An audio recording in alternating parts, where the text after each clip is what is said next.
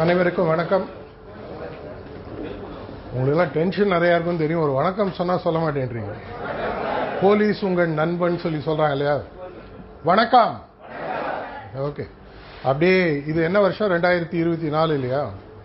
ஒரு 46 வருஷம் ஃப்ளாஷ்பேக் போட்டு பாருங்கள். ரஃப்லி 1978-79. அப்போ வந்து ஸ்கூல் முடிச்சுட்டு வெளியில் வந்த டைமு. நான் உங்களே இல்லை. அப்போ நிறையா வந்து மெட்ராஸ் பின்னு ஒரு ஸ்டேஷன் இருக்குது, கேள்விப்பட்டிருக்கீங்களான்னு தெரியல. அந்த காலத்தில் அதில் பார்த்தீங்கன்னா இளைய பாரதம் ஒரு ப்ரோக்ராம் இருக்கும் தமிழில். அது வந்து வாரத்தில் ஒரு half அன் ஹவர் ஸ்லாட் இருக்கும் சில நாட்களில். அதில் ஒரு முறை நான் நிறையா இதில் அந்த காலத்துலேருந்தே பப்ளிக் அப்பியரன்ஸ், டாக்ஸ், டிவி எல்லாம் வரது உண்டு. அப்போ எனக்கு ஒரு ஸ்லாட்டில் வந்து ஆல்ஃப்ரெட் நோபல்ன்றவரை பற்றி பேச சொல்லி ஒரு ஸ்லாட் கொடுத்தாங்க, 20 நிமிஷம் ஸ்லாட். அப்போல்லாம் இந்த காலம் மாதிரி சோஷியல் மீடியா, இன்டர்நெட்டு அதெல்லாம் ஒன்றும் கிடையாது. போய் வந்து லைப்ரரியில் போய் படிக்கணும். ஸோ நாங்கள் இருந்தது, அப்போ நான் வந்து இருந்தது அடையாரில், சென்னையில். அப்போ வந்து காந்தி நகரில் லைப்ரரி உண்டு. அங்கே போய்ட்டு புக்கை எடுத்து படிக்கும்போது அந்த நபரை பற்றி பல விஷயங்கள் இன்ட்ரெஸ்டிங்காக எனக்கு தெரிஞ்சுது.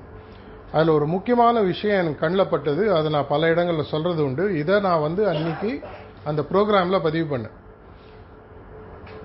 அவர் வந்து எவ்வளோ பேருக்கு ஆல்ஃப்ரெட் நோபல் யாருன்னு தெரியும் தெரியல. இன்னைக்கு அவர் எப்படி தெரியும்னா நோபல் பிரைஸ்ன்னு கேள்விப்பட்டிருப்பீங்க இல்லையா? உலகளாவி எல்லாரும் வாங்கக்கூடிய நோபல் பிரைஸ்ன்றது ரொம்ப ஒரு பெரிய விஷயமா பேசப்படுகிறது. ஆனால் அவர் முதல்ல அவர் என்னவாக இருந்தார், எப்படி நடந்தது, அவர் வாழ்க்கையில் என்ன நடந்தது, அதுக்கும் நான் உங்களோட இன்னைக்கு பேசுறது என்ன சம்மந்தன்றதை பார்க்க போகிறோம். அவர் வந்து ஒரு பெரிய வந்து ஒரு இண்டஸ்ட்ரியலிஸ்ட் அந்த காலத்துலன்னு வச்சுக்கோங்களேன். ஒரு 19th century டைமில் எண்டிங் அந்த மாதிரி டைமில் ஒரு பெரிய இண்டஸ்ட்ரியலிஸ்ட். அவர் பண்ண என்ன விஷயம்னு பார்த்தீங்கன்னா, அவர் வந்து ஒரு வெடிமருந்து தயாரிப்பாளர். உலகளாவி வெடிமருந்தை தயாரித்து நாடுகளுக்கு சப்ளை பண்ணி அதன் மூலமாக போரை கிரியேட் பண்ணக்கூடிய ஒரு, இந்த காலத்தில் இருக்கிற பல ஆர்மி புரோக்கர்ஸ் அந்த மாதிரி சொல்கிற மாதிரி அந்த காலத்தில் ஆக்சுவலாக ப்ரொடியூஸ் பண்ணுறாரு. அவர் இருந்த நாட்டில் ஒரு நாளைக்கு ஒரு நியூஸ் வந்து அங்கே இருக்கக்கூடிய ஜேர்னலிஸ்ட்டுக்கு வருது, இது மாதிரி இவர் இன்னார் இறந்து விட்டார் அப்படின்னு சொல்லி. நம்ம ஊரில் பார்த்தீங்கன்னா மறுநாளைக்கு ஆபிச்சுவரி காலம்னு ஒன்று போடுவாங்க. ஸோ இவரை பற்றி மறுநாளைக்கு அந்த ஆள் போட்டுட்டார். அதில் என்ன போட்டிருக்காருன்னு எடுத்து படித்தா இந்த ஆளை பற்றி அவ்வளோ கேவலமாக எழுதியிருக்காரு. இந்த ஆள் இருந்ததை விட இறந்துதான் நல்லது, இவரால் லட்சக்கணக்கான மக்கள் உலகத்தில் செத்து போயிருக்காங்க. இவர் அன்னைக்கு கார்த்தால் அந்த பேப்பரை படிக்கிறாரு. தன்னுடைய புகைப்படமும் தன்னுடைய இரங்கல் செய்தியும் தன் கண்ணாலே படிக்கக்கூடிய ஒரு கஷ்டமான நிலைமை. அவரை பார்த்துட்டு அவருக்கு முதல்ல பயங்கரமாக கோவம் வருது, நம்மளை பற்றி இப்படி எப்படி எழுதுறாங்க. அதுக்கப்புறம் அவர் மனசில் ஏதோ தோணுது, ஏன்டா இப்படி. அந்த ஆளை வந்து நிருபரை கூப்பிடுறாரு, என்னப்பா இது மாதிரி எழுதிட்டியே, நான் உயிரோட தான் இருக்கேன், இப்படிலாம் எழுதிருக்காரு. அந்த நிருபர் அவரை பார்த்து சொல்கிறார், ஐயா நீங்கள் தப்பாக நினச்சிக்காதீங்க, நீங்கள் இருந்தாலும் நான் நேரம் பார்த்தாலும் எதாக இருந்தாலும் உண்மை என்னன்றதான் நான் எழுதியிருக்கேன். உங்களால் இன்றைக்கி உலகத்தில் நீங்கள் பணக்காரர் ஆகிட்டீங்க, நிறைய சம்பாதிச்சிட்டீங்க, லட்சக்கணக்கான மக்கள் நீங்கள் தயார் பண்ண இந்த வெடிமருந்தின் மூலமாக இறந்து கொண்டிருக்கிறார்கள் அப்படின்னு சொல்லி சொல்கிறார். அப்புறம் அவர் போயிடுறார். இவர் அதுக்கப்புறம் உட்காந்து யோசிக்கிறார். தன்னுடைய மனசில் வந்து அவருக்கு ஒரு பெரிய ஒரு பாதிப்பை இது உண்டாக்குகிறது. நம்மளை பற்றி எதிர்காலம் பேச போகிறது, நம்ம போனோன்னு இதற்காக எவ்வளோ சம்பாதிச்சோம் அப்படின்னு சொல்லிட்டு என்ன பண்ணணும் அப்படின்னு சொல்லி யோசிச்சுட்டு அப்போ நோபல் ஃபவுண்டேஷன் ஒன்று உருவாக்குறார். இதன் மூலமாக உலகத்தில் ஒரு புதிய நவீன மாற்றத்தை கொண்டு வருவர்கள் எல்லாருக்கும் இவ்வளோ பரிசு வருஷம் சொல்லிட்டு அந்த ஃபவுண்டேஷனுக்கு ஒரு ஃபண்டை கொடுத்துட்டு அந்த ஃபண்ட்லேருந்து வர இன்ட்ரெஸ்ட்லேருந்து கொடுக்குற மாதிரி பண்ணுறாரு. இதுலேருந்து உருவானது தான் இன்றைக்கி நமக்கு தெரிஞ்ச நோபல் பரிசு. ஃபிசிக்ஸு, கெமிஸ்ட்ரி, இது மாதிரி பல விஷயங்கள் இன்றைக்கி பீஸ்லேருந்து எல்லாத்துக்கும் கொடுத்துட்ருக்காங்க.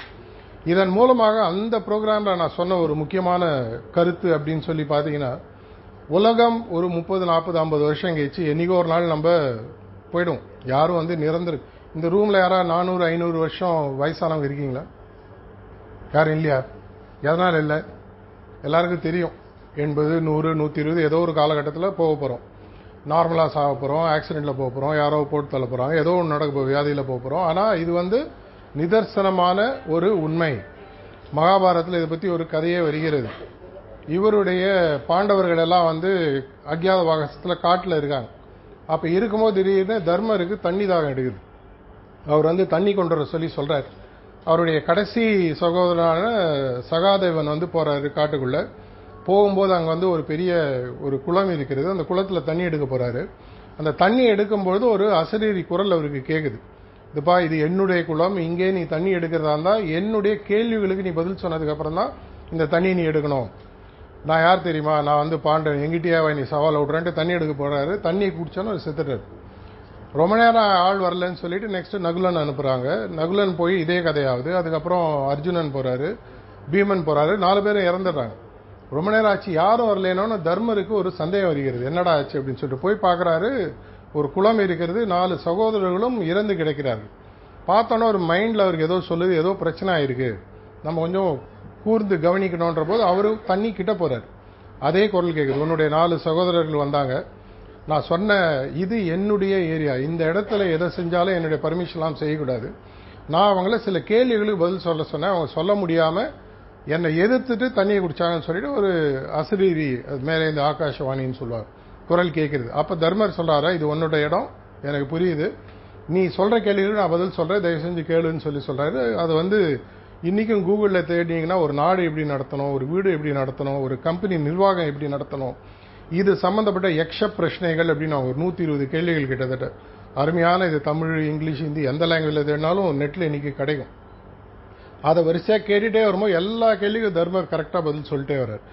நாடு நடத்துறது என்ன விதிகள், ஒரு கேள்வியா கேட்கிறா, எல்லாத்துக்கும் அருமையா பதில் சொன்னா. கடைசியா அவர் சொல்றாரு, நீ எல்லா கேள்விக்கும் பதில் சொல்லிட்ட, ஒரே ஒரு கேள்வி பாக்கி இருக்கு இன்னும், எனக்கு இந்த கேள்வி நீ சரியா நீ பதில் சொல்லிட்டேன்னா உனக்கு வேணுங்கிற விஷயத்த நான் செய்யறேன்ற மாதிரி சொல்றாரு. என்ன அப்படின்னு கேட்கும்போது அந்த கேள்விக்கார, உலகத்திலேயே விசித்திரமான விஷயம் என்ன அப்படின்னு சொல்லி அந்த அஸ்ரீரி குரல் கேக்குது. அவர் அதுக்கு சொல்றாரு, தர்மர் யோசிச்சுட்டு சொல்றாரு, என்னை சுத்தி இருக்கிறவங்க தினசரி செத்துட்டே இருக்காங்க, எல்லாருமே இறந்துட்டு இருக்காங்க, ஆனா நான் இன்னைக்கு உயிரோடு இருப்பேன்னு ஒருத்த மனுஷன் நினைச்சிட்டு இருக்காங்க, இதுதான் உலகத்தில் இருப்பதற்குள் ஒரு அதிசயமான விசித்திரமான விஷயம் சொல்லி அந்த கேள்விக்கு பதிலாக அவர் சொல்றாரு. சொல்லி முடிச்சோன்னா நான் சரி சந்தோஷம் ஆகுது. அதுக்கப்புறம் வரிசையா பல விஷயங்கள் நடக்குது, அது வேற விஷயம். இதுல முக்கியமான விஷயம் என்ன அப்படின்னு சொல்லி பாத்தீங்கன்னா, இந்த ரூம்ல இருக்கிறவங்க அனைவருக்கும் அநேகமாக ஏதோ ஒரு ரிட்டையர்மெண்ட் ஏஜ் இருக்கும், 58 60 வாட் எவர் ஏஜ், ஒரு ஏஜ் தாண்டோன்னு கண்டிப்பாக உங்களுக்கு ரிட்டையர்மெண்ட் இருக்கும். இந்த 60 வயசு தாண்டிய ஒரு காலகட்டம் இதுதான். அந்த காலத்துல நம்மளுடைய, அந்த காலத்துல ஒரு 400 300 வருடங்களுக்கெல்லாம் முன்னாடி பாத்தீங்கன்னா நம்மளோட வாழ்க்கை பருவத்தை 4ஆ பிரிச்சிருந்தாங்க. பிரம்மச்சரியம், அதுக்கப்புறம் பாத்தீங்கன்னா உங்களுடைய கல்யாண வாழ்க்கையை சேர்ந்த ஒரு இது ஒன்று சொல்லுவாங்க, அதுக்கப்புறமா பாத்தீங்கன்னா வானப்பிரஸ்தம், கடைசியில பாத்தீங்கன்னா சன்னியாசம் சொல்லி சொல்லுவாங்க, கிரகஸ்தாசிரமம் 2வது. இந்த ஸ்டேஜில் போயிட்டு வரும்போது ப்ரிப்பரேஷன் அப்படின்னு சொல்லி பாத்தீங்கன்னா கடைசி காலகட்டத்தில் 1997 ஐபிஎஸ் பாஸ் அவுட் ஹைதராபாத்ல நடக்குது. கிட்டத்தட்ட 250 300 ஆபீசர்ஸ். அப்ப அந்த ஐபிஎஸ் அகாடமியோட ஹெட் திரு துரை சார் அப்படின்னு சொல்லி எங்களுடைய ஆர்ட்ஃபுல்னஸ் மூமெண்ட்ல ரொம்ப வருஷமாக இருந்து பேண்டமிக் டைம்ல இறந்து போனார். அவர் டிஜிபி கர்நாடகா இருந்தாரு. அப்போ அவர் இருந்தது 1996 99 வரைக்கும் பாத்தீங்கன்னா அந்த ஐபிஎஸ் அகாடமி முசூரியில் ஒன்று, ஹைதராபாத்ல ஒன்று. அந்த ஹைதராபாத்ல அந்த அகாடமிக்கு அவர் ஹெட்டா இருந்தார், என்னுடைய ஒரு சகோதரர் மாதிரின்னு வச்சுக்கோங்களேன். அவரு எங்களுடைய குருநாதர், 3வது குருநாதர் சாரிஜி மகாராஜ் இருந்தார். கூப்பிட்டு பேசுறதுக்கு கூப்பிட்டு இது பண்றாரு. ஒரு 300 ஆபீசர்ஸ் பாசிங் அவுட் பரேட் மாதிரின்னு வச்சுக்கோங்களேன். அங்க பேசும்போது ஒரு உரை நிகழ்த்துறாரு. அந்த இடத்துல அவர் சொல்றாரு, உங்களுக்கு உண்மையாக உலகம் என்ன மரியாதை கொடுக்கிறதுன்னு உங்களுக்கு தெரியணும்னா உங்களோட யூனிஃபார்மை கட்டிட்டு ரோடுக்கு போங்க அப்படின்னாரு. இதுதான் உங்களுடைய உண்மையான மரியாதை. உங்களுடைய இந்த யூனிஃபார்முக்கு கிடைக்கிற மரியாதையை நம்பாதீங்க. ஏன்னா இதே மாதிரி ஒரு தடவை ஆச்சு, எடிசன் ஒரு பெரிய சயின்டிஸ்ட லண்டன்ல வந்து அந்த இங்கிலாந்துடைய ராணி, அப்ப ராஜா, அவரை வந்து விருந்துக்கு அழைக்கிறாங்க. அந்த விருந்துக்கு போகும்பொழுது அவர் உள்ள போகும்போது ரொம்ப சாதாரணமா வீட்டுல நைட் ட்ரெஸ் பைஜாமா குர்த்தா மாதிரி ஏதோ போட்டுன்னு போயிடுறாரு. வாசல் அவர் யாரும் தெரியாம இவரை வெளியில துரத்தி அனுப்பிச்சு விட்டுறாங்க. அதுக்கப்புறமா இவர் வீட்டுக்கு போயிட்டு ஃபுல்லா கோட் சூட்டு எல்லாம் போட்டுட்டு அந்த இன்விடேஷன் காப்பியோட போகும்போது உள்ள விடுறாங்க. உள்ள போனோன்னு கிங்குக்கு முன்னாடி சாப்பிட ஆரம்பிக்கும் போது அவருக்கு வந்து டிஃபன் அது எல்லாம் டேபிள் வைக்கிறாங்க. ஒன்னொன்னா எடுத்து பாக்கெட்டுக்குள்ள போட்டுக்கிறாரு. கிங்குக்கு ஒரே ஷாக் ஆயிடுச்சு, என்னடா இது, இவர் என்ன இவ்வளவு படிச்சவர், இவ்வளவு பெரிய விஞ்ஞானியாச்சு, இந்த மாதிரி இவர் தப்பு பண்றாரு, என்ன ஆச்சு? இல்ல இது எனக்கு கொடுத்த சாப்பாடு இல்ல, இது என்னோட ட்ரெஸ்ஸுக்கு கொடுத்த சாப்பாடு, அதனால ட்ரெஸ்ஸுக்கு நான் போட்டுட்டு இருக்கேன். அதே மாதிரிதான் நீங்க ஒரு லாயராகவோ போலீஸாகவோ டாக்டராகவோ அது வந்து ஒரு தொழில். உங்களுக்கு மனிதராக என்ன மரியாதை கிடைக்குமோ அதுதான் 60 வயசுக்கு மேல கிடைக்கும். ஆக்சுவலா அதுக்கு முன்னாடி கிடைக்கிறது, இன்னைக்கு நீங்க இன்ஸ்பெக்டர், நாளைக்கு நான் ஒரு லோக்கல்ல ஒரு கேஸ் கூப்பிட்டா சல்யூட் அடிச்சு தான் அவன வழி கிடையாது. ஏன்னா அந்த நேரத்தில் உங்களுக்கு அதிகாரம் இருக்கிறது, உங்களுடைய பதவிக்கேற்ற அதிகாரம். ஆனால் நீங்கள் மனிதனாக, அந்த ஆல்ஃபிரட் நோபலுக்கு நடந்த கதையா இருக்கட்டும், இல்ல அந்த தர்மர் சொன்ன கதையா இருக்கட்டும், கடைசியில எது உங்களை நிலைநிறுத்தி நிற்க போகிறது? எல்லாருக்குமே வாழ்க்கையில பாத்தீங்கன்னா ஒரு லட்சியம் இல்லை குறிக்கோள் ஒன்று நார்மலாக இருக்கணும். அன்பார்ச்சுனேட்லி பார்த்தீங்கன்னா ஒரு ரீசெண்டாக ஒரு சர்வே ஒன்று படிச்சுட்டு இருந்தேன். 98% மக்கள் உலகத்தில் இருக்கிறவங்க எதற்காக பிறந்தோம், எதற்காக வாழ்கிறோம், எப்பொழுது இறக்கப் போகிறோம், இறந்ததுக்கு பிறகு என்னை பற்றி என்ன பேச்சு உலகத்தில் இருக்குன்றது தெரியாமே போகக்கூடியன்றது அந்த டேட்டா சொல்லுது. ஆங்கில ஒரு பேரறிஞன் ஒரு முறை சொன்னான், நார்மலாக ஒரு மனுஷன் ஒரு தடவை தான் வாழ்றான், 2% மக்கள் தான் இருமுறை வாழ்கிறார்கள். என்னன்னு கேட்கும்போது பிறந்ததிலிருந்து வாழக்கூடிய வாழ்க்கை ஒன்று, ஏதோ ஒரு காலகட்டத்தில் 20, 30, 40, 50 வயசுல நான் இனிமேல் எதற்காக வாழ வேண்டும்ன்றதை கண்டுபிடிக்கக்கூடிய காலகட்டம் ஒன்று வரும். அதிலிருந்து தான் நான் உண்மையாக வாழ்கிறான். அந்த இரண்டாவது வாழ்க்கை தான் உண்மையான வாழ்க்கைன்னு அவர் சொல்றார். இதை போன்ற சில விஷயங்கள் உங்க வாழ்க்கையிலேயே நடந்திருக்கும். இதை எதற்காக நான் இங்க சொல்றேன், இதற்கும் உங்களுடைய டே டு டே பிரச்சனைக்கும் உங்களுக்கு சொல்யூஷன் இருக்கானா? கண்டிப்பா இருக்கு. அது நான் உங்களுக்கு கண்டிப்பாக சொல்ல போறேன். ஏன்னா நான் கீழே பேசிட்டு இருக்கும்போது உங்களுடைய உயர் அதிகாரிகள்லாம் சொல்லியிருந்தாங்க, இந்த லைனை பத்தி எனக்கு நல்லாவே தெரியும், என்னோட ரிலேஷன்லயும் இருக்காங்க, தமிழ்நாடு ஃபுல்லா ஆல் இண்டியா லெவலில் 175 நாடுகளில் போலீஸ் ஃபோர்ஸ், ஆர்மி ஃபோர்ஸ்க்குலாம் இந்த ப்ரோக்ராமை தினசரி கொடுத்துட்டு இருக்கோம். உங்களுடைய மனசை எப்படி ரெகுலேட் பண்ணணும், உங்களுடைய உணர்வுகளை எப்படி ரெகுலேட் பண்ணணும், இதன் மூலமாக உங்களுடைய தினசரி பிரச்சனைகள் நடக்கும் பொழுதும் எப்படி நீங்கள் ஒரு டிஸ்டர்ப் ஆகாமல் இருக்க முடியுமா அப்படின்னா கண்டிப்பா வழி இருக்கு. இன்னைக்கு உங்களுக்கு ஒரு பிரச்சனை அப்படின்னா உங்களுக்கு பல நேரம் அந்த வடிகால் யார் மேலேயா காட்டுறதா இருக்கும். அந்த கோபத்தை நீங்க ஒரு கைதிட்ட காட்டலாம், இல்ல ஒரு அக்யூஸ்ட காட்டலாம், இல்ல உங்க ஃபேமிலியில காட்டலாம், இல்ல நீங்க அதை உள்ள சுமந்துக்கிட்டு இதன் மூலமாக உங்களுடைய ஹெல்த் எஃபெக்ட் ஆகலாம். இந்த மாதிரி பல விஷயங்கள் நம்மள பார்த்துட்டு இருக்கோம். ஆனா நம்மளுக்கு முக்கியமாக ஒன்று ஞாபகம் இருக்க வேண்டிய விஷயம், நான் சொன்ன விஷயங்கள ஒன்று, என்னுடைய பதவி முடிந்த இந்த போலீஸ் துறையோ எந்த துறையில் இருந்தோ நான் விலகிய பிறகு நான் என்ன லெகசியை, என்ன சரித்திரத்தை இந்த உலகத்துக்கு விட்டுட்டு போறேன். சரித்திரம் படைக்கிறது நான் ஒன்றும் ஒரு மகாத்மா காந்தியோ ஒரு நேருவோ இல்ல ஒரு பெரிய ஒரு பிரைம் மினிஸ்டர் அந்த மாதிரி ஆள் இல்லை அப்படின்றது கிடையவே கிடையாது. உங்களை சுத்தி இருக்கிற ஒரு 15-20 பேருக்கு உங்களை பத்தி பேசக்கூடிய விஷயத்தை விட்டு போனா கூட நீங்க ஒரு சரித்திரம் படைத்தரா ஆறீங்க. நான் ஒரு சின்ன கேள்வி உங்களை கேட்கிறேன், உங்க மனசுல என்ன பதில் வருதுன்னு நீங்களே யோசிச்சு பாருங்க. கடைசி 100 வருடங்கள்ல உலகத்தில் வாழ்ந்த மாமனிதர்கள் ஏதாவது ஒரு 10 பேர் எடுத்து உங்களை உள்ளத்தின் அளவில் தொட்டவர்கள் அப்படின்னு பேரை எழுதி பாருங்க. அந்த லிஸ்ட்ல கண்டிப்பாக பெரிய பணக்கார லிஸ்ட் இருக்காது, பெரிய கொடுங்கோல் ஆட்சி செஞ்சவன் பேர், ஒரு ஹிட்லர் பேர் இருக்காது, முசோலினி பேர் இருக்காது. கண்டிப்பாக ஒரு அப்துல் கலாம் மாதிரியோ, ஒரு அன்னை தெரசா மாதிரியோ, ஒரு விவேகானந்தர் மாதிரியோ இத மாதிரி ஒரு 5-6 பேர் கண்டிப்பா இருக்கும். கண்டிப்பாக அந்த லிஸ்ட்ல உங்களுடைய குழந்தை பருவத்தில் உங்களுடைய ஸ்கூல்ல உங்க மேல அன்பு செலுத்தி ஒரு டீச்சர் பேர் இருக்கும். கண்டிப்பாக நீங்க காலேஜ் படிச்ச காலத்திலயோ இல்ல இந்த இடத்தில் நீங்க வேலை செய்யும் பொழுது உங்களிடம் நிஜமாகவே உங்களுடைய திறமையை உணர்ந்து உங்களை யார் தட்டி கொடுத்தாலும் அவங்க பேர் அந்த லிஸ்ட்ல இருக்கும். இதை நான் பல இடங்களில் இந்த ப்ரோக்ராமை ஒரு ஃபுல் டே ப்ரோக்ராமை பண்ணும்போது பேரை எழுத சொல்லி கேட்பேன். எழுதி கடைசியில பாத்தீங்கன்னா இந்த மாதிரி பல இவர் யாருங்க இல்லைங்க என் மனசுக்கு ரொம்ப பிடிக்கும். ஆங்கிலத்தில் அழகான ஒரு இங்கிலீஷ் கொட்டேஷன் சொல்லிட்டு நான் அதுக்கப்புறம் தமிழாக்கமும் சொல்றேன். People don't care how much you know till they know how much you care அப்படின்னு சொல்லுவாங்க. மக்களுக்கு உனக்கு எவ்வளவு ஞானம் இருப்பது பத்தி அவங்களுக்கு அக்கறையே கிடையாது, என் மேல் உனக்கு எவ்வளவு அக்கறை இருக்கிறது என்பதை தெரியும் வரைன்னு சொல்லுவாங்க. உலகத்திலே எனக்கு ரொம்ப முக்கியமான மனுஷன் யார் சார்? 3 பேர். யாருன்னு சொன்னீங்கன்னா ஐ மீ மை செல்ஃப். 3 பேர் நான் தான். இப்ப நான் இல்லைன்னா இந்த உலகம் இல்லை. நான் இப்ப இங்க இருக்கிறதுனால தான் என்னை சுத்தி இயங்கக்கூடிய விஷயங்கள், உயர் அதிகாரிகள், என்னுடன் இருக்கக்கூடிய அதே அளவுக்கான அதிகாரிகள், எனக்கு கீழே இருக்கக்கூடிய சபார்டினேட்ஸ், இந்த மாதிரி விஷயம் எல்லாம். ஆனா இந்த உலகம் முழுமை யாரை சுத்தி வருது அப்படின்னு சொன்னா என்ன சுத்தி வருது. கண்டிப்பா லைஃப்ல சம்பாதிக்கணும், பெரிய லெவலில் வரணும், நமக்கு கம்ஃபர்ட்ஸ் இருக்கணும், அதுல எந்த விதமான மாற்று கருத்தும் கிடையாது. ஆனால் இதை தாண்டி என்னுடைய பசங்களோ என்னுடைய பேர பசங்களோ இல்ல அதுக்கப்புறம் எதிர்காலத்தில் வரக்கூடிய சந்ததியினரோ என்னை தெரிந்தவர்களோ என்னோட ஃபேமிலி ட்ரீ நாளைக்கு ஏதாவது ஒன்று போட்டு வந்தாலோ இவங்க அனைவரும் என்னை பற்றி பேசக்கூடிய வார்த்தைகள் எப்படி இருக்கணும் நீங்களே விஷுவலைஸ் பண்ணி பாருங்க. இல்ல ஒரு பெரிய இவனை மாதிரி ஒரு டெரரிஸ்ட் கிடையாது, எழுதிக்கங்க, தப்பு இல்லை. இவன் மாதிரி ஒரு நல்லவர் கிடையாது, அதுவும் எழுதிக்கங்க, தப்பு இல்லை. ஆனா இது எதுவாக இருந்தாலும் அதை செய்வதற்கு ஏதோ ஒரு காலகட்டத்தில் நீங்க ஒரு முயற்சி எடுத்தாலும். அன்றாட பிரச்சனைகள் இருக்கு, அன்றாட விஷயங்களை நீங்க சமாளிக்கணும். டெய்லி 1008 இஷ்யூஸ், எங்க போனாலும் போலீஸ் பந்தோபஸ்து. போலீஸ் இல்லாத இன்னைக்கு லைஃபை எதிர்பார்க்க முடியாது. போலீஸும் சரி மெடிசனும் சரி இன்னைக்கு 2 ஒரு பில்லர் மாதிரி. இது 2 24/7 ஒர்க் பண்ணாதான் ஒரு சொசைட்டி நல்லா இருக்க முடியும். அப்படி இருக்கக்கூடிய காலகட்டத்தில் என்னுடைய எதிர்காலத்தை பற்றி யோசிப்பதற்கு எனக்கு நேரம் இருக்கிறதா? ரிட்டையர்மெண்ட் ஏஜுக்கு அப்புறம் நான் எப்படி வாழணும், அதுக்கப்புறம் நான் ஏன்னா எனக்கு நிறைய ரிட்டையர்ட் டிஎஸ்பி ஃப்ரெண்ட்ஸ்லாம் இருக்காங்க, என்னுடைய தொழில் மூலமாக சந்தித்தவர்கள், ரிட்டையர்ட் டிஜிபிஸ், ரீசெண்டாக கூட ரிட்டையர்ட் டிஜிபி ஆனர் எங்கள் வீட்டு பக்கத்தில் தான் இருக்கு. இப்ப நீங்க அவங்களோட பேசும்போது இல்ல பிரகாஷ், அந்த காலத்துல இதை நான் இப்படி யோசிச்சிருக்கலாம், இப்படி நான் பார்த்துருக்கலாம், அதுக்கு பதிலாக நான் இப்படி பார்த்துட்டேன்னு சொல்றவங்க இருக்காங்க. அந்த சிந்தனைகள் அப்ப வரும்பொழுது கண் கெட்டதுக்கு அப்புறம் சூரிய நமஸ்காரம் சொல்லுவாங்க. அது இன்னைக்கே வந்ததுன்னா என்னுடைய விஷயங்களை நான் மாற்றி அமைக்க முடியும். எல்லாத்தையுமே சொல்லக்கூடிய ஒரு முக்கியமான விஷயம், ஸ்பெசிஃபிக்கலா நான் போலீஸ் ஃபோர்ஸ் நிறைய பேசியிருக்கேன் பேன் இந்தியா, சொல்லக்கூடிய ஒரு விஷயம், நம்மளுடைய வாழ்க்கைன்றது கிட்டத்தட்ட தாமரையிலை தண்ணீர் மாதிரி இருக்க நம்ம கத்துக்கணும். உங்களை சுத்தி தினசரி 1008 பிரச்சனைகள் தொடர்ச்சியாக வரும். அந்த பிரச்சனைகள் நீங்கள் அல்ல. நார்மலா ஒரு பிலசாபிக்கல் கொஸ்டின் சொல்லி கேட்பாங்க. இதை தான் ரமண மகரிஷி 1920களில் கேட்க ஆரம்பிச்சார். நான் யாருன்னு கேட்க ஆரம்பிச்சார்.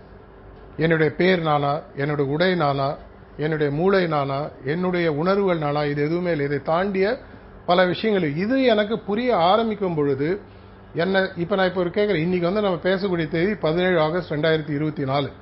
இனி ஏதோ ஒரு விஷயம் உங்க மைண்ட்ல ஓடினுக்கு டென்ஷனா இருக்கீங்க. கரெக்டா?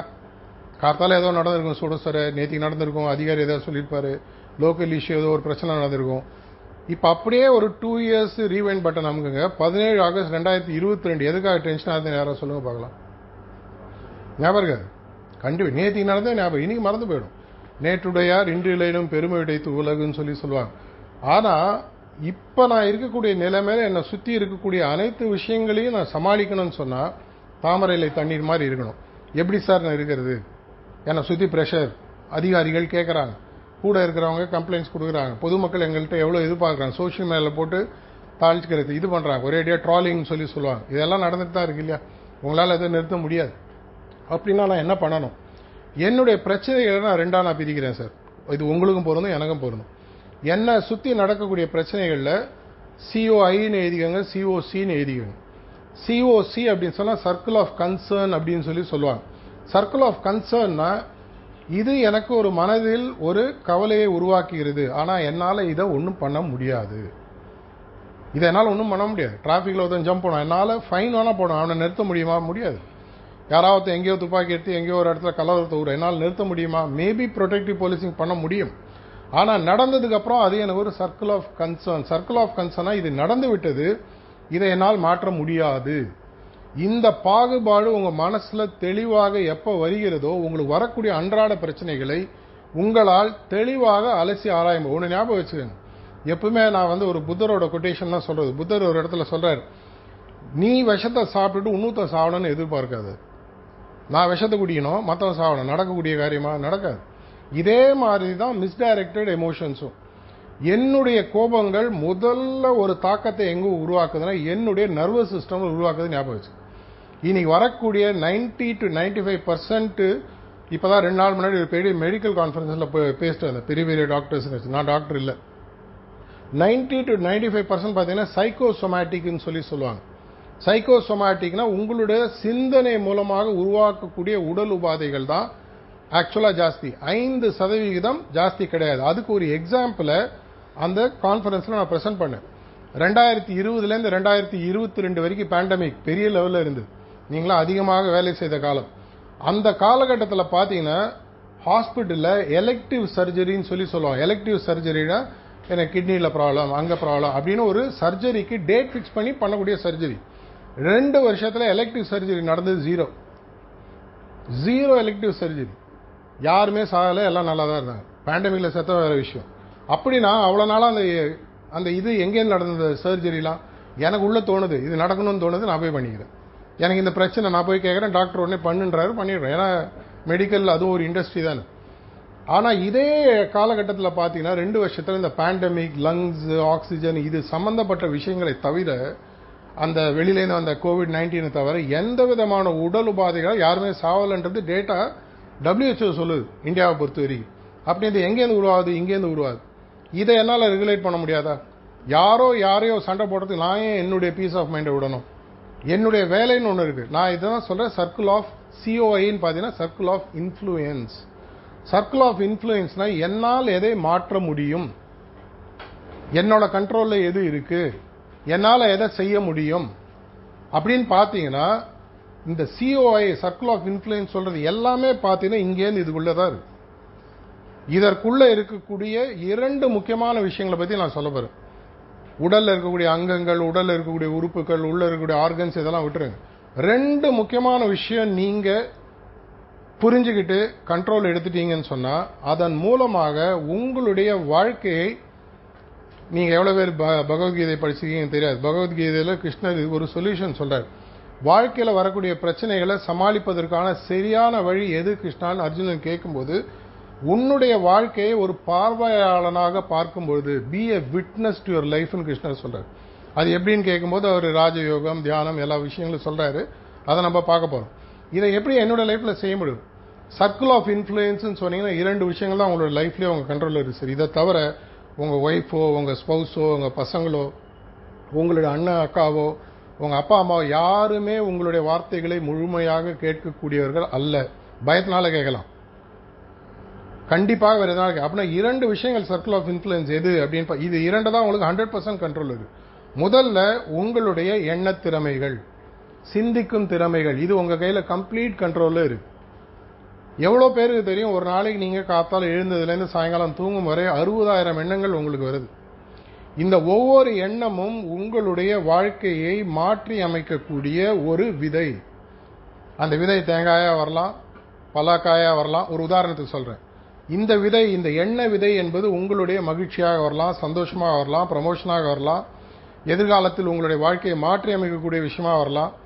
எவ்வளவு எனக்கு தெரிஞ்ச பல டிஎஸ்பி ரீசெண்டா ஒரு 6 மாசம் முன்னாடி ராணிப்பேட்டில் ஒரு ப்ரோக்ராம் பண்ணிட்டு இருக்கோம். அந்த டிஎஸ்பி அவர் எழுதின புக்கை கொடுத்தாரு. அவர் 6வது புக்குன்னு சொல்லி பதவியில் இருக்கும்போது எழுதிட்டு இருக்காரு. அருமையான புத்தகங்கள். இந்த மாதிரி திறமைகள் பல பேர்கிட்ட இருக்கும். உங்களுடைய எண்ணங்கள், இந்த 60,000 எண்ணங்கள் தினசரி நீங்க விதைச்சிட்டே இருக்கீங்க. இது டென்ஷனா இருந்தா டென்ஷன்ற மரமா உருவாகும், கோபமா இருந்தா கோபன்ற மரமா உருவாகும், கவலையா இருந்தா கவலை என்ற மரமாக மாறி உங்களுக்கு ஹெல்த் அஃபெக்ட் ஆக போகுது. இந்த எண்ணங்களை என்னால ரெகுலேட் பண்ண முடியுமா? இது முதல் கேள்வி. 2வது முக்கியமான விஷயங்கள் உங்களுடைய உணர்வுகள். இது உங்க கையில கம்ப்ளீட்டா கண்ட்ரோல் இருக்குன்றது உங்களுக்கு தெரியணும். நம்ம அதை நினைக்கிறது. யாராவது என்ன ப்ரொவோக் பண்ணா நம்ம இமீடியட்டா என்ன பண்றோம்? ரியாக்ட் பண்றோம்.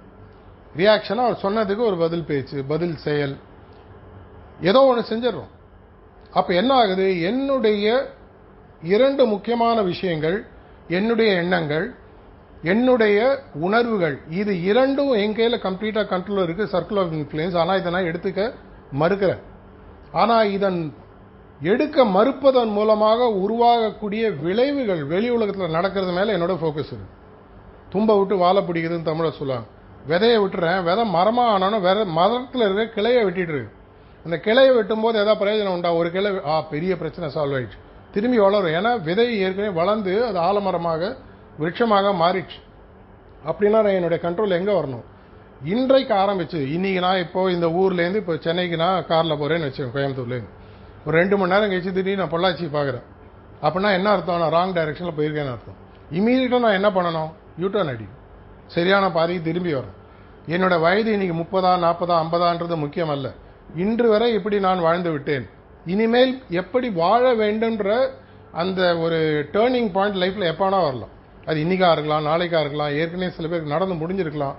என்னுடைய எண்ணத்தை என்னால் எடுக்கும் பொழுது இன்றையிலிருந்து 60,000 எண்ணங்களை என்னால் நேர்மறையான எண்ணங்களாக விதைக்க முடிந்தால் என்னுடைய வாழ்க்கை 60வது வயசுக்கு அப்புறம் கண்டிப்பா நல்லா இருக்கும். 60க்கு அப்புறம் இப்ப கூட நல்லா இருக்காது. எனக்கு என்ன நடக்கிறதுன்றது உலகத்தினுடைய கையில இருக்கு. அது எனக்கு கண்ட்ரோலே கிடையாது. யார் என்ன பேசுவான், யார் என்ன எப்படி ட்ரால் பண்ணுவான், யார் என்ன அதிகாரம் எனக்கு ஒரு டைரக்ஷன் கொடுப்பான், எங்கேயில கண்ட்ரோலே இல்லை. ஆனால் அதற்கு நான் எப்படி சிந்திக்க போறேன்? டோட்டல் அக்செப்டன்ஸ் சொல்லி சொல்லுவாங்க. எனக்கு நடக்கக்கூடிய விஷயங்களை ஒத்துக்கொள்ளுதல் மூலமா, இப்படி இருக்கு, அப்படி நான் நெக்ஸ்ட் என்ன பண்ணணும்? இது எனக்கு நடந்து விட்டது, இது என் கையில இல்லை, நடந்துச்சு. அப்படின்னா நெக்ஸ்ட் என்ன? என்னுடைய சிந்தனை திறன் இருக்கு, பகுத்தறிவுன்னு சொல்லி சொல்லுவாங்க. உலகத்திலேயே 4.25 கோடி உயிரினங்கள் இருக்கிறது. இந்த 4.25 கோடி உயிரினங்கள்ல ஒரே ஒரு உயிரினத்துக்கு மட்டும்தான் தன்னுடைய எதிர்காலத்தை நிர்ணயித்து அதை நோக்கி தன்னுடைய வாழ்க்கை அமைக்கக்கூடிய சக்தி இருக்கு. அது யாரும் பாத்தீங்கன்னா மனுஷன். எனக்கு பகுத்தறிவுன்னு ஒன்று இருக்கு. நம்மளுக்கு தெரியக்கூடிய பகுத்தறிவு பத்தி நான் பேசல. உண்மையான பகுத்தறிவு என்பது காஸ் அண்ட் எஃபெக்ட் இங்கிலீஷ்ல சொல்லுவாங்க. ஒரு விளைவுகள் உருவாகிறது என்றால் அந்த விளைவுகளை உருவாக்குவதற்கு ஏதோ ஒன்று காரணமாக இருக்கு. அந்த விளைவுகளை என்ன என்று தீர்மானித்து அந்த விளைவுகளுக்கான காரணத்தை நான் வாழ்வதன் மூலமாக அந்த விளைவுகளை அடைய முடியும். விளைவுகள்ன்றது உங்களுக்கு புரியணும். உங்களுடைய ஒரு புரியக்கூடிய பாஷை சொன்ன கோல் இல்லைன்னா நோக்கம் சொல்லி எடுத்துக்கலாம். எனக்கு 5 வருஷம் கழிச்சு ஒரு வீடு கட்டணும், ஒரு இவ்வளோ பேங்க் பேலன்ஸ் இருக்கணும், இல்லை எனக்கு இந்த பதவி உயர்வு வந்திருக்கணும், இல்லை எனக்கு இந்த அவார்டு வந்திருக்கணும் அப்படின்னா அது ஒரு நோக்கம். அந்த நோக்கம் ஃபிக்ஸ் ஆயிடுச்சுன்னு சொன்னால் அது விளைவு, நடக்க வேண்டிய விளைவு. ஒரு நாள் கழிச்சோ, ஒரு வருஷம் கழிச்சோ, 5 வருஷம் கழிச்சோ நடக்கக்கூடிய விளைவு. அப்படின்னா நான் என்ன பண்ணணும்? எந்த எஃபெக்ட் வேணுமோ அதை காஸ்டேட் பண்ணணும். அப்படின்னா அந்த காரணங்களை நான் உருவாக்க வேண்டும். என்னுடைய வாழ்க்கையை, என்னுடைய செயல்களை, என்னுடைய எண்ணங்களை, என்னுடைய எதிர் விளைவுகளான உணர்வுகளை அந்த குறிக்கோளை நோக்கி நான் எப்போ அலைன் பண்ண ஆரம்பிக்கிறேனோ என்னை சுற்றி நடக்கக்கூடிய விஷயங்கள் என்ன பாதிக்கிற தன்மையை விட்டுடும். ரைட் நோ நான் பேசுகிறேன், என்ன கேட்டுட்டீங்க.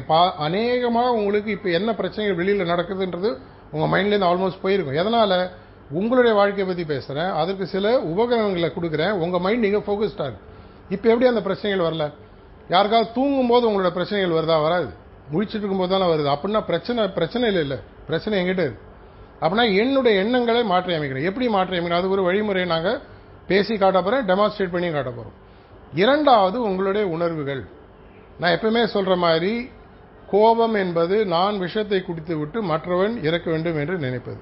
அப்படின்னா கோவத்துக்கு ஆல்டர்னேட் என்ன சார்? கோவன்றது ஒன்று ஞாபகம் வச்சுக்கோங்க, சயின்டிஃபிக்கலி ப்ரூவ் பண்ண விஷயம். கோவன்றது எமோஷன். எமோஷனுக்கு அழகாக மெடிக்கல் டெர்மினாலஜி ஒரு எக்ஸ்பிளனேஷன் கொடுக்குறாங்க. எனர்ஜி இன் மோஷன் சொல்லி சொல்றாங்க. உங்களுடைய உணர்வுகள் செயலாக மாறுகிறது. Motion something that moves. என்னுடைய செயல்களாக மாறுவது தான் என்னுடைய எமோஷன். அந்த எனர்ஜி உள்ள எனக்கு ஏதோ ஒரு தாக்கத்தை உருவாக்குது. அணுகுண்டு, அணு சக்தி ஹிரோஷிமா நாகசாகியில் குண்டாக வெடிச்சது. அது வரைக்கும் அது ஒரு சக்தி. அதுக்கப்புறம் அதை வச்சு உங்களுக்கு பார்த்தீங்கன்னா ரியாக்டர்ஸ் உருவாக்கியிருக்காங்க, பவர் வருது, அதே சக்தி தான். சக்தி பேஸ் எது? எனர்ஜின்றது சக்தி. உங்களுடைய எண்ணன்றது ஒரு சக்தி, உணர்வுன்றது ஒரு சக்தி. இதை எப்படி வெளிப்படுத்த வேண்டும்? சேனலைஸ் பண்ணணும். இப்போ மேட்டூர் டேம்ல தண்ணி வருது, ஒரு 24 ஸ்லூயிஸ் கேட்டுன்னு சொல்லுவாங்க. அதில் 18 ஸ்லூயிஸ் கேட்டு திறந்து விட்டாங்கன்னா அது பாசனத்துக்கு போகக்கூடிய தண்ணி. ஆனால் எக்ஸஸ் தண்ணி வந்ததுன்னா கடலில் கலக்கிறதுக்கு பார்த்தீங்கன்னா ரைட்டில் 2-3 சேனல் இருக்கும், திறந்து விட்டுவாங்க, அதுவே நேராக கடலுக்கு போயிடும். இதே மாதிரி தான் என்னுடைய எனர்ஜி சேனல் பண்ண வேண்டியது என் கையில் இருக்கு. இதற்கு என்னுடைய மனதையும் உணர்வுகளையும் பழக்கப்படுத்தக்கூடிய விஷயத்தை பற்றி தான் நான் பேச வந்திருக்கேன். இதை பண்ணுவதன் மூலமாக என்ன நடக்கும்? என்னை சுற்றி நடக்கக்கூடிய எந்த விஷயமாக இருந்தாலும் முதலில் ரியாக்ட் பண்ணாம அதை பற்றி எனக்கு சிந்திக்கக்கூடிய திறன் என் கையில் இருக்குன்றது. ஒரு செகண்ட் போல சிந்திக்கிறது, மனுஷனுக்கு அதுக்கு மேலே வேணாம். ஏன்னா நமக்கு படித்த அறிவு, மற்றவர்கள் சொல்லிக் கொடுத்த அறிவு, எக்ஸ்பீரியன்ஷியல் லேர்னிங் இதெல்லாம் எக்கச்சக்கமாக இருக்கு. இது என்னுடைய இதயத்தில் ஏற்கனவே உட்காந்துருக்கு, மெமரியாக உட்காந்துருக்கு, எக்ஸ்பீரியன்ஸாக உட்காந்துருக்கு. அதனால் ரெஃபரன்ஸ், அந்த டெம்ப்ளேட்டை ரெஃபர் பண்ணால் போகிறோம். ஓ இது மாதிரி இருக்கா, இதை மாதிரி பண்ணால் இப்படி போகும், இது மாதிரி பண்ணால் இப்படி போகும், இது மாதிரி பண்ணால் இப்படி போகும். அப்படின்னா இதெல்லாம் எதை நான் சூஸ் பண்ணேன்? எதை சூஸ் பண்ணால் நான் சேனா இருப்பேன், அதாவது எந்த விதமான பிரச்சனை இல்லாமல் முட்டாளாகாமல் லூஸ் ஆகாமல் என்னால் இருக்க முடியும். உங்களால் அந்த முடிவு எடுக்க முடியும். இன்னைக்கு பார்க்கறதுக்கு ஒரு பெரிய விஷயமா தெரியும். மெதுவாக மெதுவாக மெதுவாக ப்ராக்டிஸ் பண்ண சித்திரமும் கைப்பழக்கம் மாதிரி. இந்த இரண்டுகளுக்கான முக்கியமான டூல் என்னன்னு சொல்லி பார்த்தீங்கன்னா, முதலில் என்னுடைய எண்ணத்தை என்னுடைய கண்ட்ரோலில் நான் கொண்டு வர முடியுமா அப்படின்னு பார்த்தா முடியும். ஸ்கூலில் படித்தவங்க எல்லாருக்குமே உங்களுக்கு தெரியும். உங்களுக்கு ஸ்கூலில் ஃபிசிக்ஸில் ஒரு எக்ஸ்பெரிமெண்ட் ஒன்று கொடுப்பாங்க. கையில் பஞ்சு கொடுப்பாங்க, சூரியன்ட்டா காட்ட சொல்லுவாங்க. காமிச்சிங்கன்னா ஒன்றுமே, எவ்வளோ நேரம் காமிச்சாலும் ஒன்றும் மிஞ்சி போனால் சூடாகும். அப்புறம் டீச்சர் குழந்தை என்ன பண்ணுவாங்க, ஒரு பூத கண்ணாடியை கொடுப்பாங்க. அந்த பூத கண்ணாடியை ஒரு பர்டிகுலர் கேப்பில் சூரியனுக்கு அந்த பஞ்சுக்கு வைக்கும் பொழுது அந்த சூரிய ஒளியானது ஃபோக்கஸ் ஆகி இந்த பஞ்சு ஸ்பிளிட் செகண்டில் பற்றி, அதே சூரிய ஒளி அதே பஞ்சு என்ன நடுவில் வந்ததுன்னு பார்த்தீங்கன்னா அந்த பூத கண்ணாடி. இந்த பூத கண்ணாடி தான் அந்த ஃபோக்கஸ்ன்ற விஷயம். இந்த ஃபோக்கஸ்ன்றது என்ன? என்னுடைய எண்ணங்கள் சிதறிக்கொண்டிருக்க, இந்த 60,000 எண்ணங்களும் தினசரி சிதறிக்கொண்டிருக்கின்றன. இந்த சிதறக்கூடிய எண்ணங்களை என்னால் குவிமித்து ஒரு இடத்துக்கு கொண்டு வர முடியுமா? முடியும் அப்படின்னு சொல்றது தான் தியான பயிற்சி. பல பேர் நினைச்சிட்டு இருக்காங்க தியானன்றது உட்காந்துட்டு கண்ணை மூடிட்டு லைஃப்ல எஸ்கேப் பண்றவங்க பண்ணக்கூடிய விஷயம் நினைச்சிட்டு இருக்காங்க. பல பெரிய பெரிய விஞ்ஞான கண்டுபிடிப்புகள், பல ரகசியங்கள், உலகத்துக்கு தெரியாத பல ரகசியங்கள் கண்டுபிடிச்சதெல்லாம் பார்த்தீங்கன்னா இந்த மெடிடேட்டிவ் ஸ்டேட், தியான நிலையில் அவங்களுக்கே தெரியாமல் இருப்பாங்க. அவங்களோட மைண்ட் அதை தவிர வேற எதையுமே யோசிக்காது. ஒரு பணக்காரங்க ஏன் சம்பாதிக்கிறான், பணத்தை பற்றி யோசிச்சுட்டு இருக்கான். அவனுக்கு வேற அவனுக்கு தியானம் தெரியும். என்ன தியானம் தெரியும்? பண தியானம் தெரியும். அவனுக்கு பணம். இப்போ போலீஸில் சில பேர் பார்த்தீங்கன்னா யாரை பார்த்தா குற்றவாளியாக அவங்களுக்கு தெரியும். உங்கள் மைண்டு யாரை பார்த்து குற்றவாளின்ற மாதிரி. ஏன்னா அந்த துரை சார் அடிக்கடி சொல்லார், எங்களுக்கு நாங்கள் சொல்லிக் கொடுக்குற முதல் விஷயம் யாரை குற்றவாளியாக முதல்ல குற்றவாளியாக பாரு, அதுக்கப்புறம். ஏன்னா அது உங்களோட வே ஆஃப் திங்கிங். உங்களுடைய மனதை உங்களோட கண்ட்ரோலில் கொண்டு வரணும்னா தியானம் என்பது சிறந்த வழி. தியானன்றதுல என்ன பண்ணுறோம்? தியானம் என்பது கடவுள் நம்பிக்கையோ இல்ல மதங்களை தாண்டிய ஒரு விஷயம். தியானம் என்பது ஒரு மனப்பயிற்சி. என்னுடைய மனதிற்கு என்னுடைய இஷ்டப்படி சிந்திக்கக்கூடிய திறனை வளர்க்கக்கூடிய தினசரி அன்றாட சுலபமான ஒரு ஃப்ரீயான பயிற்சி. ஒரு 15லேருந்து 20 நிமிஷம் டெய்லி நீங்க இதுக்கு ஒதுக்கிங்கன்னா போதும். எந்த நேரம் ப்ரிஃபரபிளி கார்த்தால எந்த நேரம் உங்களுக்கு கிடைக்கிறதோ அந்த நேரத்தில் ஒரு தனி இடத்தில் உட்கார்ந்து கொண்டு உங்களுடைய மனதில் சில விஷயங்களை செய்வதன் மூலமாக, அதுதான் நம்ம இப்போ செஞ்சு பார்க்க போறோம். இதை செய்வதன் மூலமாக என்ன நடக்கும்னு சொன்னீங்கன்னா, மெதுவாக மெதுவாக மெதுவாக இந்த மன குரங்கானது நீங்கள் போடக்கூடிய வட்டத்தில் வந்து உட்கார ஆரம்பிக்கும். இவ்வளவு நாளா அது உங்க வட்டத்தில் உட்காராது, அது பாட்டு குதிச்சுட்டு இருக்கும், நீங்க அது பின்னாடி சுத்திட்டு இருப்பீங்க. அந்த குரங்குக்கு சக்தி கொடுத்தது நீங்க தான். ஆனா இப்போ அதை உங்களை ஆட்டி படைச்சிட்டு இருக்கு. மெதுவாக மெதுவாக மெதுவாக ஒரு வட்டத்தில் தான் உட்கார. எப்படி உட்கார அப்புறம் ஒரு சிம்பிளான ஒரு சஜஷனுடன் உட்கார போறோம். இதை நம்ம ஒரு ரிலாக்ஸேஷன் டெக்னிக்குடன் தியானத்தை ஒரு 10-15 நிமிஷம் சாம்பிளே நீங்க பண்ணி பார்க்க போறோம். பிடிச்சதுன்னா தொடர்ச்சியாக போலீஸ் போர்ஸு தமிழ்நாடு ஃபுல்லாக இதை கொடுத்துட்டு இருக்கோம். பல இடங்களில் போய் கொடுத்துட்டு இருக்கோம். ரீசெண்டா சிஎம் லெவலில் நாங்கள் பேசியிருக்கோம். அத்தனை பேருக்கு சேர்ந்து ஜிஓ போட முடியுமான்றது கேட்டிருக்கோம். ஏற்கனவே போன டிஜிபி சைலேந்திர பாபு ரிட்டையர் ஆகிறதுக்கு முன்னாடி அவர் எங்களுக்கு பர்சனலாக தெரிஞ்ச போது கூப்பிட்டு நிறைய போலீஸ்க்கு தொடர்ச்சியாக இது கொடுத்துருக்கும். அப்போ அந்த நேரத்தில் முடியல. அதனால தனித்தனியாக பல ஸ்டேஷன்லேயோ பல இடங்கள்லையோ பல டிஎஸ்பிஸ் ராணிப்பேட், திருநெல்வேலி, பல தூத்துக்குடி மாதிரி பல இடங்களில் செஞ்சுட்டு இருக்கோம். உங்களுக்கு எங்களுக்கு செய்யறதுக்கு இருக்காங்க, எங்களுக்கு தேவையான பயிற்சியாளர்கள் இருக்காங்க. இது பியூர்லி ஒரு தன்னால்வரர் தொண்டு. இதுக்காக நாங்கள் சார்ஜ் பண்றது கிடையாது. முதலே சொல்லிடுவோம். என்ன பண்ணுவோம், உட்காருவோம். இப்போ உங்களை கண்ணை மூடிட்டு உட்கார சொல்லுவோம். இப்போ என்ன, இப்போ எல்லாம் பேசி முடிச்சாங்க. கண்ணை மூடி உட்காரும் பொழுது உலகத்தில் வியாபித்திருக்கக்கூடிய இயற்கையானது என்னுடைய இதயத்தில் ஒளிரூபமாக இருக்குன்னு ஒரு சஜஷனோட உட்காருங்க. எதற்காக சஜஷன் அப்படின்னு பார்த்தீங்கன்னா, உங்க மைண்டுக்கு ஒரு ட்ரைனிங் கொடுக்குறீங்க. இப்படி சிந்தி அதை சஜஷன் கொடுத்துட்டு கண்ணை மூடிட்டு உட்கார போறீங்க. முதல் நாள் சைக்கிள் ஓட்டினா யாருமே இல்லை, குரங்கு பிள்ளை அடிப்போம், கீழே விழுவோம், முட்டியில் அடி போடுவோம், கொஞ்ச நாள் ஆகும். இதே மாதிரி கொஞ்ச நாள்ல பழக பழக பழக நீங்க உட்காரும் பொழுது ஆட்டோமேட்டிக்காக உங்களுடைய சிந்தனைகளானது ஒரே இடத்தில் போய் அமர ஆரம்பிக்கும். இதுதான் தியானத்துடைய முதல் படி. இரண்டாவது, உணர்வுகளை பத்தி பேசணும். இந்த உணர்வுகள் நம்மள என்ன பண்ணுது? உணர்வுகள் என்பது நீங்க ரியாக்ட் பண்ணும் பொழுது உங்களுடைய இதயத்தில் படிவங்களாக போய் உட்காருதுன்னு சயின்ஸ் கண்டுபிடிக்குது. எமோஷனல் டெபாசிட்ஸ் சொல்லுவாங்க. இது பாசிட்டிவோ நெகட்டிவோ, நான் ஒருத்தர் மேல கோவப்படுறேன்னா அது போய் ஒரு டெபாசிட்டா உட்காரு. இது உங்களுக்கு எப்படி புரிய வைக்கணும்னு சொன்னா, இன்னைக்கு நீங்க சாயங்காலம் போறீங்க, சட்டையில் அழுக்கு இருக்கு, எடுத்து என்ன பண்ணீங்க, துவைக்க போடுவீங்க. அதே சட்டையை மறுநாள் போட முடியாது. எதனால? அழுக்கு அங்கங்க படிஞ்சிருக்கும். அதே மாதிரி உங்களுடைய இதயத்தில் தேவையற்ற தூய்மை இல்லாத விஷயங்கள் போய் அமர்கின்றன. இதை எடுப்பதற்கான ஒரு பயிற்சி சுத்திகரிப்புன்னு சாயங்காலம் பண்ணும். ஒரு 5லேருந்து 10 நிமிஷம் உட்கார்ந்து என்னுடைய இதயத்தில் இன்றைய என்னுடைய விளைவுகளின் காரணமாக உருவாகிய உணர்வுகளை பின்பக்கமாக நீக்குகிறேன். இதை நாளைக்கு எப்ப ஃப்ரீயா இருக்கீங்களோ செஷன்ல சொல்லி தரோம். இதை செய்வதன் மூலமாக அன்றாடம் நடக்கக்கூடிய பிரச்சனைகளுடைய தன்மைகள், வீரியங்கள் குறையாது. இதை இரண்டையும் தொடர்ச்சியாக செய்ய ஆரம்பிக்கும் பொழுது ஒரு வாரத்திலேயோ 10 நாள்லயோ 15 நாள்லயோ ஒவ்வொருத்தருக்கு ஒரு மாதிரி ஆகும். சில பேருக்கு ஒரு வாரம் ஆகும், சில பேருக்கு ஒரு மாசம் ஆகும். தினசரி இதற்காக நீங்கள் ஒதுக்க வேண்டிய நேரம் பார்த்தீங்கன்னா 30லேருந்து 35 நிமிஷம். இது இல்லாம உங்களுக்கு ஒரு நேரத்துல பிரச்சனை வருது, ஃபீல்டுல பிரச்சனை வருது, எனக்கு இமீடியட்டாக மனசு பாதிக்கிறது அப்படின்னா, இதுக்கு சுத்திகரிப்பிலே ஸ்பாட் சுத்திகரிப்புன்னு ஒன்று சொல்லி தருவாங்க. உடனடியாக என்னுடைய இப்ப ஷர்ட்ல ஒரு ரொம்ப டீப்பா அழுகு வீடு போற வரைக்கும் நான் வெயிட் பண்ண முடியாது. டக்குன்னு என்ன பண்ணுவோம், ஒரு கெமிக்கல் ஏதாவது வாங்கி போட்டு எடுத்துருவோம், ஸ்பாட்ல எடுத்துருவோம். இதே போன்ற பயிற்சிகளும் இருக்கு. இது எல்லாமே உங்களுக்கு சொல்லிக் கொடுப்பதற்கு எங்களுக்கு லோக்கல் டீம் இருக்கு, எல்லாம் செய்வாங்க. இப்பொழுது நம்ம என்ன பண்ண போறோம்னா, உங்களுடைய எதிர்காலம், உங்களுடைய நிகழ்காலம் இரண்டிலும் உங்களுடைய எண்ணங்களையும் உங்களுடைய உணர்வுகளையும் உங்களுடைய கண்ட்ரோல்ல கொண்டு வந்து எப்படி உங்களுடைய வாழ்க்கையை முடிந்த அளவுக்கு அமைதியாக, முடிந்த அளவுக்கு சந்தோஷமாக, எப்படி தாமரையிலை தண்ணீராக வாழ முடியும்ன்றத ஒரு டெமான்ஸ்ட்ரேஷன் மூலமா பண்ண போறோம். டெமான்ஸ்ட்ரேஷன் பண்ணி முடிச்சதுக்கு அப்புறமாக டைம் இருந்தா கொஸ்டின் ஆன்சர் எடுத்துக்கலாம், இல்லைன்னா அப்புறம் கண்டினியூ பண்ணலாம். இப்ப எங்களுடைய பயிற்சியாளர்கள், இப்ப நான் இங்க இப்போ ஸ்டேஜ்ல உட்கார ஒருத்தர் வந்து ஒரு ரிலாக்ஸேஷன் ஒரு கமாண்ட்ஸ் கொடுப்பாரு. மொபைல் போன் ஆன்ல இருந்தாலோ இல்ல உங்களோட வாக்கி டாக்கி ஆன்ல இருந்தாலும் ஆஃப் பண்ணிக்கோங்க. அந்த கமாண்ட்ஸ் ஒரு 4லேருந்து 5 நிமிஷம் நடக்கும். அது முடிவில் ஒரு 10 நிமிஷம் தியானத்திற்கான ஒரு இன்ட்ரோடக்ஷன் இருக்கும். அது எப்படி பண்றதுன்றது அவரே சொல்லுவாரு. எண்டிங்ல தட்ஸ் ஆல் ஒரு குரல் கேட்கிற வரைக்கும் தயவு செஞ்சு கண்ணை மூடிட்டு உட்காருங்க. இந்த 15 நிமிஷம் உங்களுடைய வாழ்நாளில் இதுவரை நீங்க கண்டிருக்க முடியாத ஒரு அமைதியும் ஒரு மனச்சாந்தி உங்க மனசுல உருவாகும். எப்படி வருதுன்றதை பத்தி நம்ம அப்புறமா பேசுவோம். கிடைத்த வாய்ப்புக்கு நன்றி. வணக்கம்.